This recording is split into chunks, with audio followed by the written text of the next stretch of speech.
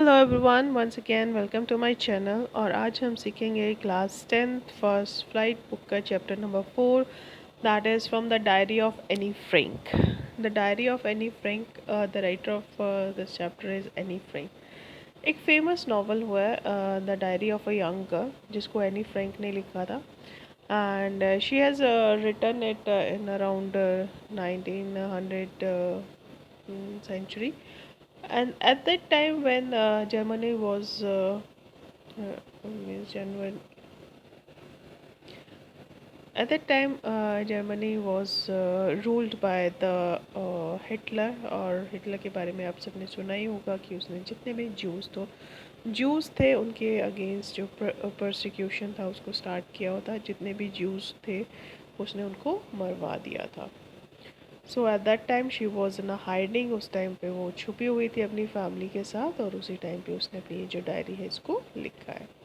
इसकी एक brief introduction आपको दे रखी है चैप्टर से पहले एनी फ्रैंक के बारे में। Definitely I would like to read it for you. एक बार इसको रीड करते हैं, ठीक है। Annelies Marie Anne Frank 12 June 1929 February March 1945। She was born in 12 June 1929 को पैदा हुई थी वो। फरवरी या मार्च 1949 में she was died. She was a German, वो एक जर्मन थी।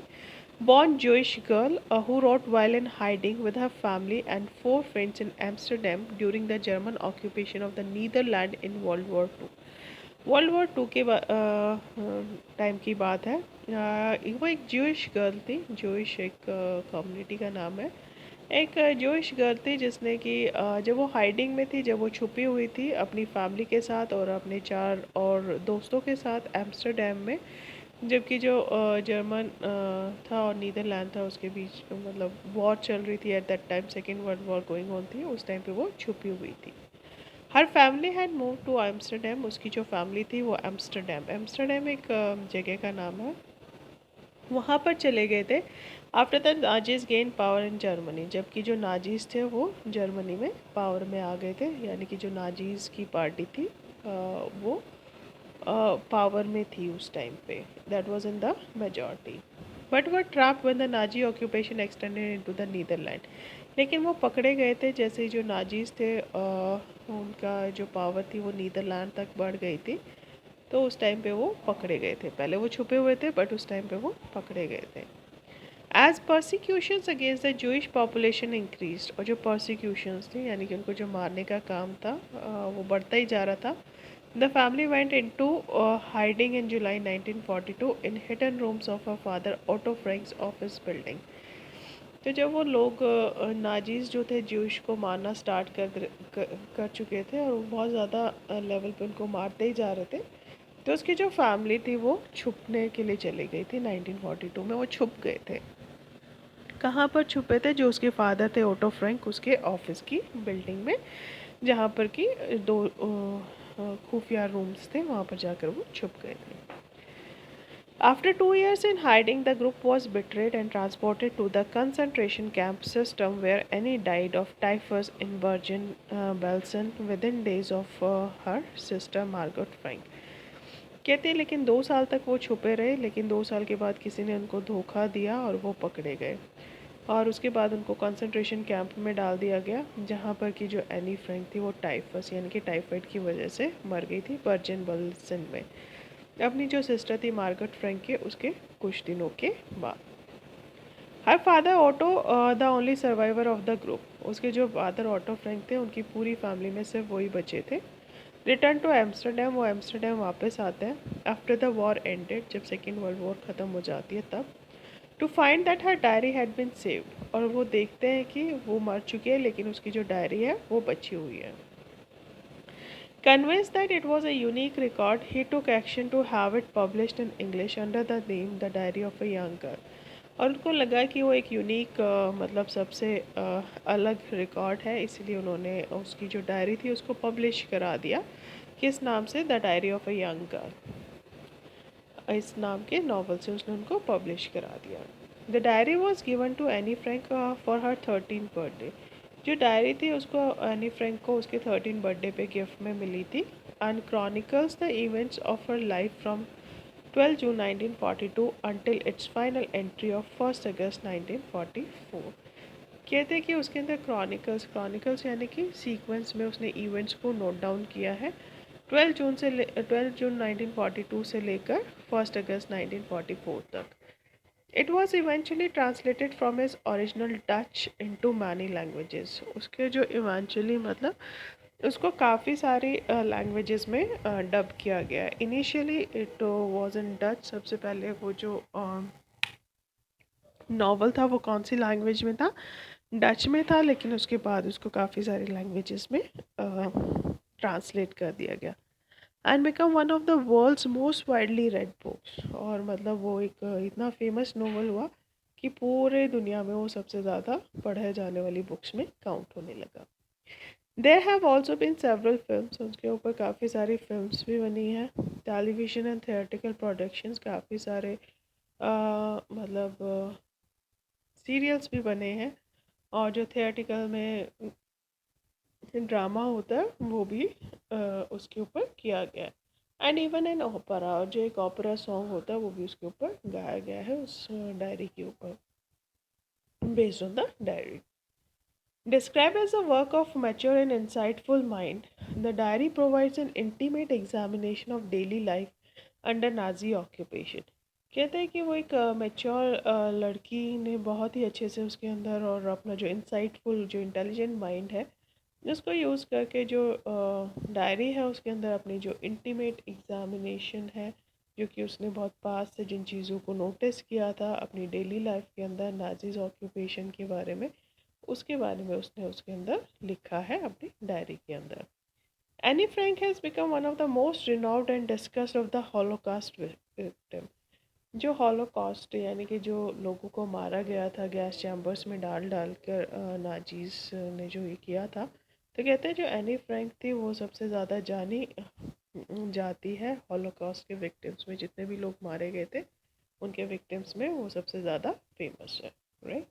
तो that was a brief introduction about the Anne Frank. जो एनी फ्रैंक थी उसका ब्रीफ इंट्रोडक्शन है. उसके बाद ये आपको कुछ एक्टिविटी दी हुई है, ये हम बाद में करेंगे. Let's continue with the explanation of the chapter.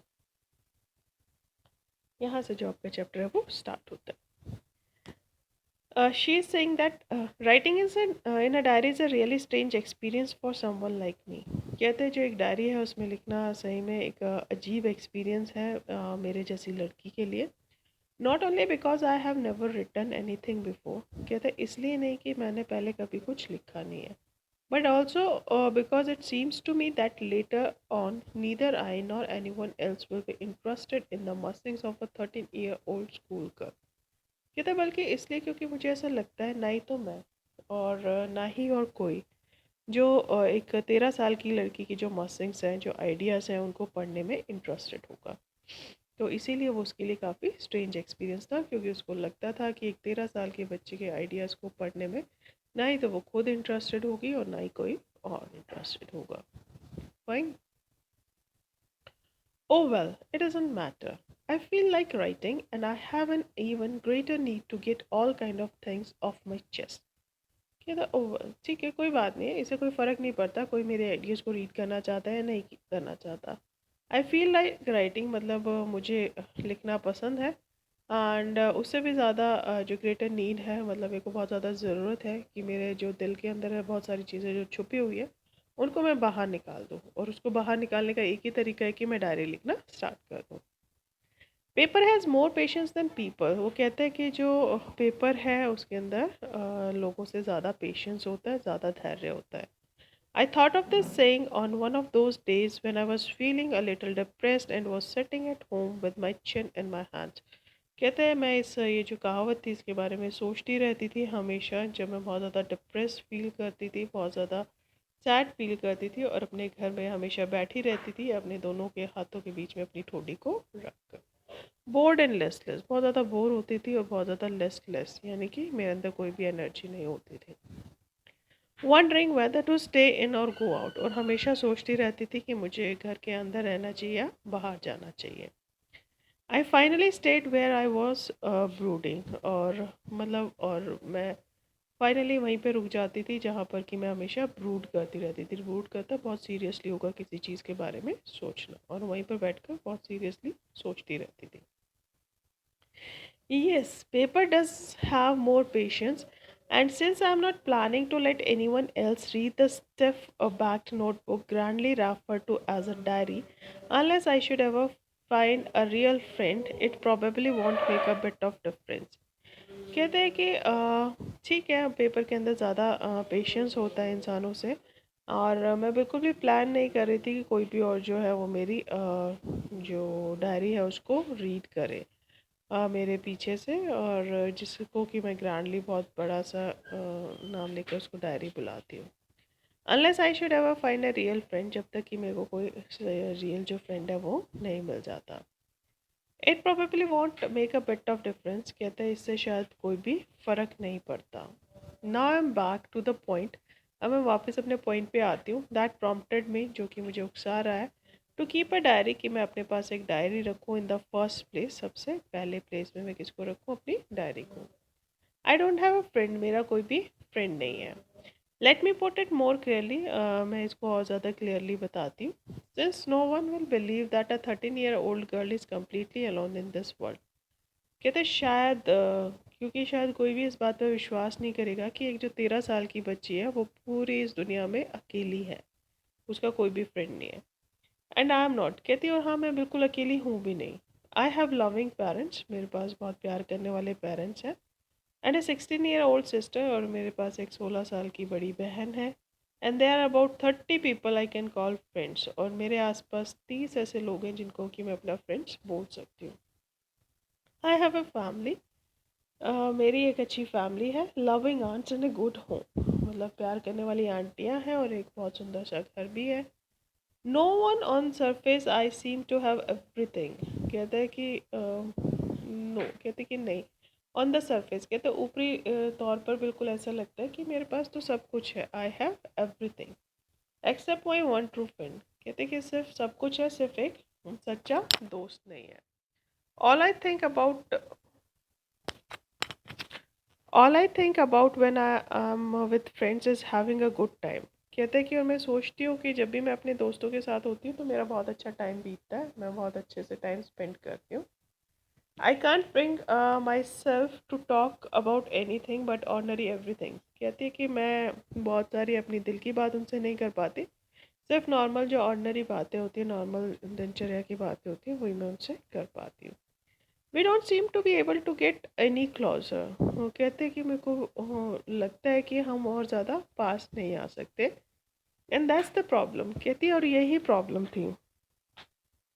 May be it's my fault, कहती है शायद ये मेरी गलती है, that we don't confide in each other, कि मैं अपने दोस्तों के ऊपर भरोसा नहीं कर पाती। कन्फाइड होता है भरोसा करना, कहते शायद ये मेरी गलती है कि मैं उनके ऊपर भरोसा नहीं कर सकती, इन एनी केस, किसी भी तरीके से। That's just how things are, कहते हैं और ये ही इसी तरीके से जो चीज़ें हैं वो है, and unfortunately they are not liable to change, और कहते दुर्भाग्य ये है कि मैं उसको बदल नहीं सकती। यानी कि मेरे पास फ्रेंड्स तो हैं और जब भी मैं उनसे मिलती हूँ तो मेरा अच्छा खासा टाइम बीतता है, लेकिन मैं अपनी दिल की बात उनसे कभी नहीं कर पाती, शायद मैं उनके ऊपर कभी भरोसा ही नहीं कर सकती। और इसमें उनकी गलती नहीं है, इसमें मेरी गलती है कि मैं अपने आप को उनके बहुत ज़्यादा पास नहीं पाती। ठीक है, और ये जो ऐसी सिचुएशन है जो कि चेंज नहीं होने वाली है। This is why I have started the diary, कहते इसीलिए जो है मैंने डायरी लिखना स्टार्ट किया। To enhance the image of this long awaited friend in my imagination, I don't want to jot down the facts in this diary the way most people would do. कहती है अपनी जो image है उसको बढ़ाने के लिए, जो मेरे लॉन्ग अवेटेड फ्रेंड है, काफ़ी लंबे टाइम से जिसके लिए मैं वेट कर रही थी, जो मेरे इमेजिनेशन में थी, जो सिर्फ मेरी इमेजिनेशन मतलब मेरे सपने में ही थी अभी तक, कहती मैं बिल्कुल भी जॉट डाउन होता है लिखना, मैं बिल्कुल भी उसमें वैसे फैक्ट्स नहीं लिखना चाहती थी जैसे कि जो मोस्टली लोग लिखते हैं। But I want the diary to be my friend, लेकिन मैं चाहती थी कि जो मेरी डायरी है वो मेरी फ्रेंड बने। And I am going to call this friend Kitty, और मैंने अपनी जो फ्रेंड है जो डायरी है उसका नाम भी क्या रख दिया, Kitty, and I have call it as Kitty, और मैं जो अपनी डायरी है उसको किस नाम से बुलाती हूँ, किटी से। Since no one would understand a word of my stories to Kitty if I were to plunge right in. Plunge होता है मतलब जंप करना. कहते कि क्योंकि कोई भी जो मैं उसके अंदर क्या लिख रही हूँ कोई भी उसको समझ नहीं पाएगा एक भी वर्ड स्टोरी का किट्टी के अंदर अगर मैं डायरेक्टली जंप करती हूँ डायरेक्टली मतलब लिखना स्टार्ट कर देती हूँ उसके अंदर. I would better provide a brief sketch of my life. इसलिए मेरे लिए बेटर क्या होगा कि मैं अपनी जो लाइफ है उसका एक ब्रीफ स्केच उसके बारे में थोड़ी सी सबको इंट्रोडक्शन दूँ. Much as I dislike doing so. कहती है कि हालांकि मुझे बिल्कुल पसंद नहीं है लेकिन मैं इसको ऐसा करना बिल्कुल पसंद नहीं करती लेकिन फिर भी मैं सोचती हूँ कि मुझे ऐसा करना चाहिए क्योंकि अदरवाइज़ कोई भी समझ ही नहीं पाएगा कि मैंने उसके अंदर क्या लिखा है. My father the most adorable father I have seen. कहती है जो मेरे फादर हैं वो सबसे ज़्यादा प्यारे फादर हैं. मैंने अब तक जितने भी फादर्स को देखा है उसमें सबसे ज़्यादा प्यारे जो हैं वो मेरे फादर हैं. Did not marry my mother until he was 36 and she was 25. कहते हैं कि उन्होंने मेरी माँ से तब तक शादी नहीं की जब तक वो खुद 36 ईयर्स के नहीं हो गए और जो मेरी मदर है वो 25 ईयर्स की नहीं हो गई. My sister Margot was born in Frankfurt in Germany in 1926. कहते जो मेरी बहन है मार्गट वो फ्रैंकफर्ट में पैदा हुई थी जर्मनी में 1926 में. I was born on 12 June 1929. कहता है मैं पैदा हुआ था 12 जून 1929 को मैं पैदा हुई थी यानी कि जो एनी फ्रैंक है she was born on 12 June 1929. I lived in Frankfurt until I was 4. मैं फ्रैंकफर्ट में रही जब तक कि मैं 4 साल की नहीं हो गई. My father immigrated to Holland. जो मेरे फादर थे वो हॉलैंड चले गए थे 1933 में. My mother Edith Hollander Frank went with him. जो मेरी माँ थी एडिथ हॉलेंडर फ्रैंक वो भी उन्हीं के साथ हॉलैंड चली गई थी सितंबर में. While Margot and I were sent to Aachen. और जो मैं और मेरी बहन थी उसको कहाँ पर भेज दिया गया था Aachen to stay with our grandmother. हमारी जो ग्रैंड मदर थी दादी थी उनके पास रहने के लिए. Margot went to Holland in December and I followed in February when was plunked down on the table as a birthday present for Margot. जो मार्गरेट थी वो हॉलैंड दिसंबर में चली गई थी और उसके बाद उसके पीछे पीछे फरवरी में मैं भी चली गई थी. जब उसका बर्थडे था तो उसके बर्थडे पे मुझे एज अ बर्थडे गिफ्ट उसको प्रेजेंट कर दिया गया था उसकी टेबल के ऊपर रख दिया गया था. I started right away at the Montessori nursery. कहती कि मैंने उसी टाइम पे मतलब स्टार्ट किया था मॉन्टेसरी स्कूल नर्सरी में जाना जो प्राइमरी स्कूल होता है वहाँ पर. I stayed there until I was 6. और कहती मैंने वो जो प्राइमरी स्कूल था मैं वहाँ पर तब तक रही जब तक कि मैं 6 साल की नहीं हो गई. Eight which time I started in the first form. वो जो स्कूल था वहाँ पे मैंने फर्स्ट क्लास में ज्वाइन किया था. In the six form my teacher was Mrs Kuperus. जब मैं सिक्स स्टैंडर्ड में आ गई थी सिक्स क्लास में आ गई थी तो जो मेरी टीचर थी वो कौन थी Mrs Kuperus. The headmistress. She was the headmistress of the school. At the end of the year, we were both in tears and we said a heartbreaking farewell. कहते हैं जब जो साल था वो ख़त्म होने वाला था मतलब क्योंकि वो 6 ग्रेड तक ही होते हैं वहाँ पे प्राइमरी स्कूल तो उससे आगे वो स्कूल था नहीं. तो कहते जब हम एक दूसरे को फेयरवेल यानी कि दूर जाने लगे थे एक दूसरे को बाय कहने लगे थे तो हम दोनों को ही बहुत दुख हो रहा था. हम दोनों ही जो थे वो कैसे थे आंसुओं में थे. हम दोनों को ही बहुत ज़्यादा दुख हो रहा था. In summer of 1941, Grandma fell ill and had to have an operation. कहते हैं कि 1941 में जो मेरी ग्रैंड मदर थी वो बहुत ज़्यादा बीमार हो गई थी और उनको एक ऑपरेशन की रिक्वायरमेंट थी.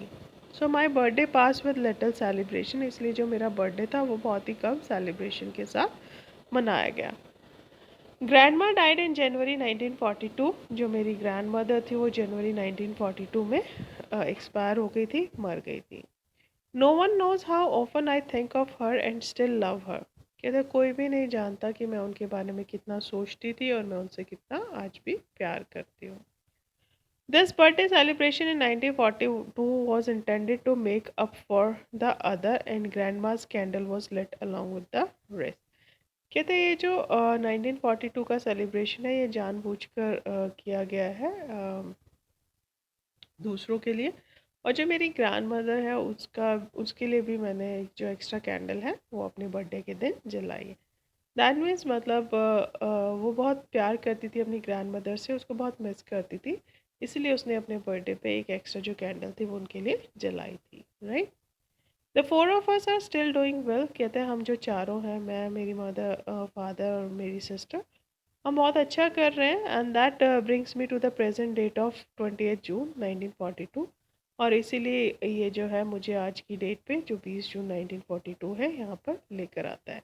And the solemn dedication to my diary, और जो मेरी सीरियस डेडिकेशन है, श्रद्धा है मेरी डायरी के लिए। Because she started writing in 1942 because at that time she was 13 and she was got her first it as first birthday gift। तो उसी टाइम पे वो कहती है एंड इज़ माई सोलेमन डेडिकेशन, ये जो मेरी सीरियस डेडिकेशन है मेरी डायरी के लिए। यहाँ से उसने लिखना स्टार्ट कर दिया, ठीक है। शी स्टार्टेड राइटिंग सैटरडे 20 जून 1942। पहली एंट्री उसकी सैटरडे को लिखा उसने 20 जून 1942 को। डियरेस्ट किटी, मेरी प्यारी Kitty, our entire class is quaking in its boot. Quaking in its boots में बहुत ज़्यादा एक्साइटेड हो, बहुत ज़्यादा नर्वस होना, ठीक है, किसी चीज़ के लिए बहुत ज़्यादा डरे हुए होना अंदर से। Now entire class in quaking in boots, जो हमारी पूरी क्लास थी वो नर्वस थी। The reason of course is the forthcoming meeting in which the teachers decide who will move up to the next form and who will be kept back.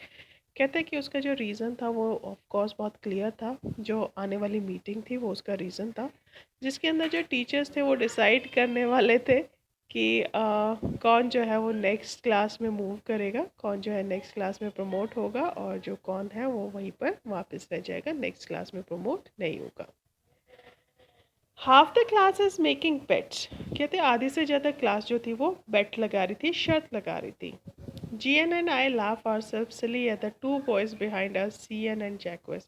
कहते जो GN थी मेरी friend और मैं, कहते हम लोग बहुत ज़्यादा हंस रहे थे उनकी सिली बातें, बेवकूफ़ी भरी बातें सुनकर उन दो लड़कों की जो कि हमारे पीछे बैठे हुए थे। CN और जैक्विस जो हमारे पीछे बैठे हुए थे, उनकी बातें सुनकर हमें बहुत ज़्यादा हंसी आ रही थी। Who have staked the entire holiday savings on their bet, जिन्होंने कि अपनी जो पूरी हॉलीडे की जो सेविंग्स थी उसको शर्त के ऊपर लगा दिया था। फ्रॉम मॉर्निंग टू नाइट, कहते सुबह से शाम हो गई थी और वो मतलब एक ही बात पे रट्टे लगा रहे थे। It's you are going to pass, वो एक दूसरे को कह रहे थे कि तुम पास हो जाओगे, नो आई एम नॉट, दूसरा कहता कि मैं नहीं होगा। तो पहला कहता है येस यू आर, तुम हो जाओगे, नो आई एम नॉट, मैं नहीं हूँगा। Even G pleading glances at my angry outburst can't calm them down.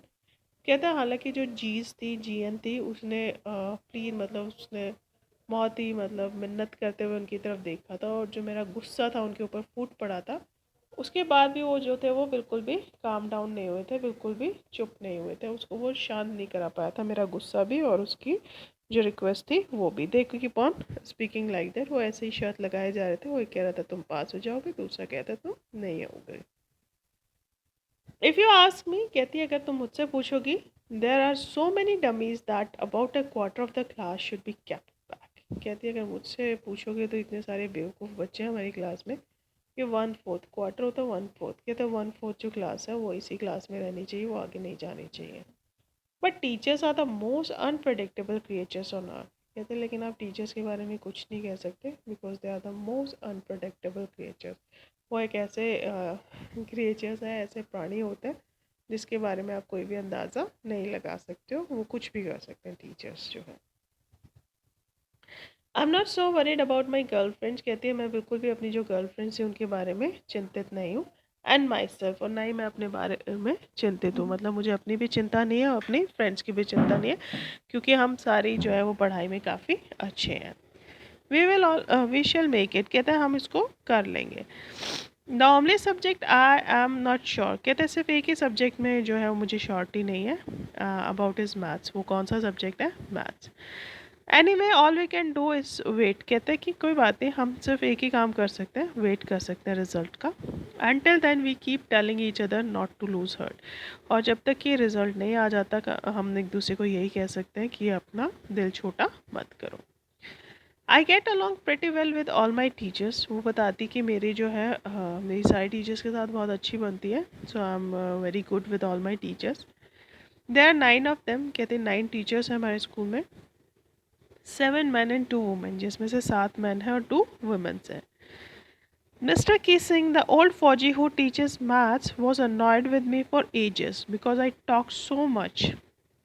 कहते हैं कि जो एक ओल्ड फौजी है, ओल्ड फैशन पर्सन है, मिस्टर किसिंग, वो मैथ्स के टीचर है, वो मुझसे बहुत ज़्यादा एनॉयड है, बहुत ज़्यादा गुस्से में है पिछले कुछ सालों से, मतलब फॉर एजेस का मतलब है पिछले कुछ सालों से और पिछले कुछ जन्मों से, ऐसे बोलते नहीं, पिछले कुछ जन्मों से वो। तो कहते हैं काफ़ी टाइम से वो मेरे से नाराज़ है क्योंकि मैं क्लास में बहुत ज़्यादा बातें करती हूँ। आफ्टर सेवरल वार्निंग्स ही असाइन मी एक्स्ट्रा होमवर्क। कहता है काफ़ी सारी वार्निंग्स देने के बाद उन्होंने मुझे जो एक्स्ट्रा होमवर्क है वो असाइन किया है। एंड ऐसे ऑन द सब्जेक्ट है चैटर बॉक्स। उन्होंने मुझे एक ऐसे लिखने के लिए दिया है कौन से टॉपिक के ऊपर, एक चैटर बॉक्स। चैटर बॉक्स होता है बातें करने वाला। A chatterbox, what can you write about that. कहते हैं चैटर बॉक्स, उसके बारे में आप क्या लिखोगे। I would worry about that later I decided. कहता है कि मेरे को बहुत चिंता हो रही थी उसके बाद। हाँ, उसके बाद मैंने डिसाइड किया, मैंने सोच लिया। I jotted down the title in my notebook. ये जो ऐसे है वो उसको मैं अपनी नोटबुक में लिख कर लाऊंगी। Tuck it in my bag and try to keep quiet. उसको मैंने अपने बैग में टक कर लिया उस टॉपिक को, और चुप रहने की कोशिश की मैंने। उसके बाद मैंने ज़्यादा बातें नहीं की, चुप रहने की कोशिश की।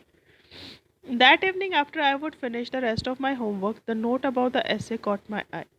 उस शाम को जब मैंने अपना पूरा होमवर्क फिनिश कर लिया था बाकी का, तो अचानक से वो जो ऐसे था उसकी तरफ मेरी नज़र पड़ी। I begin thinking about the subject while chewing the tip of my fountain pen. मैं उस सब्जेक्ट के बारे में सोच रही थी अपना पेन को मुंह में चबाते हुए। Anyone could ramble on and leave big spaces between the words, but the trick was to come up with the convincing arguments to prove the necessity of talking. कहता है अगर मेरी जगह कोई भी होता तो रैम्बल रैम्बल मतलब इधर उधर की बातें उसमें लिख देता और एक एक लाइन छोड़ के वो उस ऐसे को पूरा कर देता। लेकिन यहाँ पे बात वो नहीं थी, यहाँ पर एक ट्रिक ये थी कि मुझे जो मिस्टर किसिंग थे उनको कन्विंस करना था, उनको मनाना था, अपने फेवर में आर्ग्यूमेंट्स लिखने थे, ये प्रूव करने के लिए कि जो बातचीत करना है वो कितना इम्पॉर्टेंट है, कितना ज़रूरी है। I thought and suddenly I had an idea. कहते मैंने बहुत सोचा, उसके बाद मेरे को एक आइडिया आया। आई रोट द 3 पेजेस, और मैंने उस ऐसे के ऊपर 3 पेजेस लिख दिए थे। Mister Keesing had assign me and was satisfied. उस ऐसे के ऊपर जो मिस्टर किसिंग ने मुझे असाइन किया था, एंड ही वॉज सेटिस्फाइड, और वो बिल्कुल सेटिस्फाइड हो गए थे, संतुष्ट हो गए थे मेरे ऐसे से। I argued that talking is a student's trait and that I would do my best to keep it under control. उसने उसमें आर्ग्यूमेंट्स में लिखा था, लॉजिक्स में लिखा था कि जो बात करना है वो स्टूडेंट्स का इम्पॉर्टेंट ट्रेट है, इम्पॉर्टेंट क्वालिटी है, और मैं पूरी कोशिश करूँगी कि जो बातें करना है उसको कंट्रोल में रखूँ। हालांकि मतलब बहुत इंपॉर्टेंट है बच्चों के लिए बात करना, लेकिन फिर भी मैं कोशिश करूँगी कि बहुत ज़्यादा बातें ना करूँ क्लास में।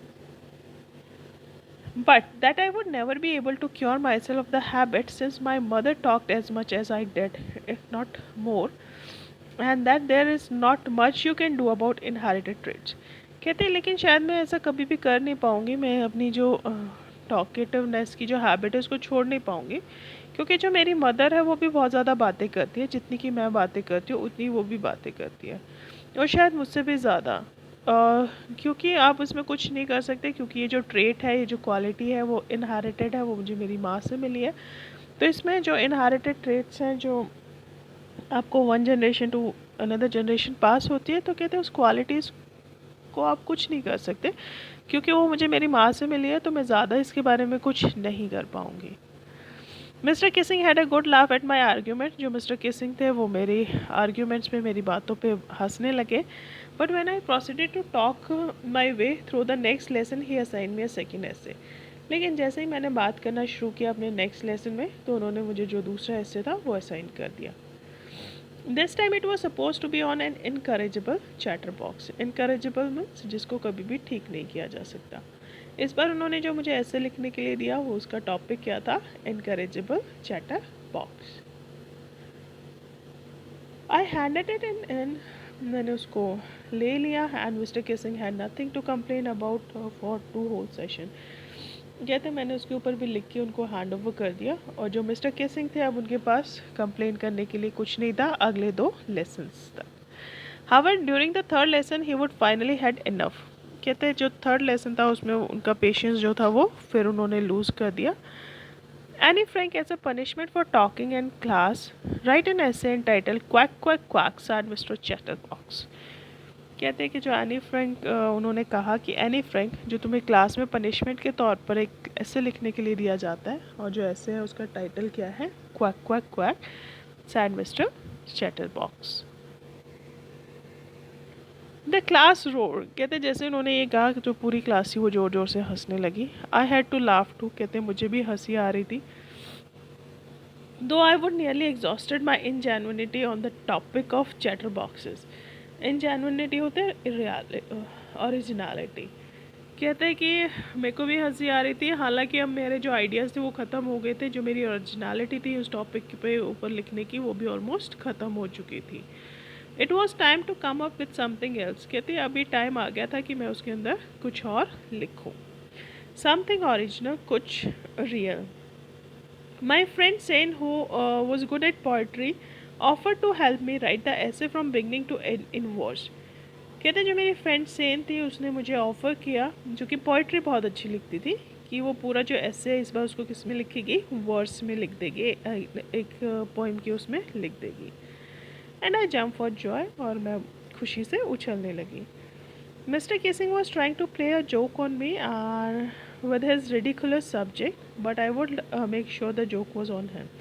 कहते जो मिस्टर किसिंग थे वो मेरा मजाक उड़ाना चाहते थे अपने जो रेडिकुलस बेकार के जो सब्जेक्ट्स हैं, टॉपिक्स हैं, उनको दे देकर, पर मैं चाहती थी कि वो जो जोक है वो उन्हीं के ऊपर वापस पड़े, मेरे ऊपर ना आए। आई फिनिश माई पोइम, मैंने अपनी पोइम को फिनिश किया, एंड वॉज ब्यूटिफुल, वो बहुत ज़्यादा सुंदर पोइम थी। It was about a mother duck, वो एक मदर डक के बारे में थी और एक फादर स्वैन के बारे में थी, विथ 3 बेबी डकलिंग्स, जिनके 3 छोटे छोटे बेबी डकलिंग्स होते हैं, who are bitten to death, जिनको कि पीट पीट कर इतना पीटा जाता है कि वो मर जाते हैं, बाय द फादर, उनके फादर के द्वारा, because they quack too much, क्योंकि वो बहुत ज़्यादा क्वैक करते थे, क्योंकि वो बहुत ज़्यादा क्वैक क्वैक करते थे, तो उसको उसके जो फादर थे स्वान, उन्होंने पीट पीट कर उसको मार दिया था। Luckily mister Keesing took the joke the right way, कहते किस्मत की बात है जो मिस्टर किसिंग थे उन्होंने वो जो जोक था, वो जो मजाक था, उसको सही तरीके से लिया।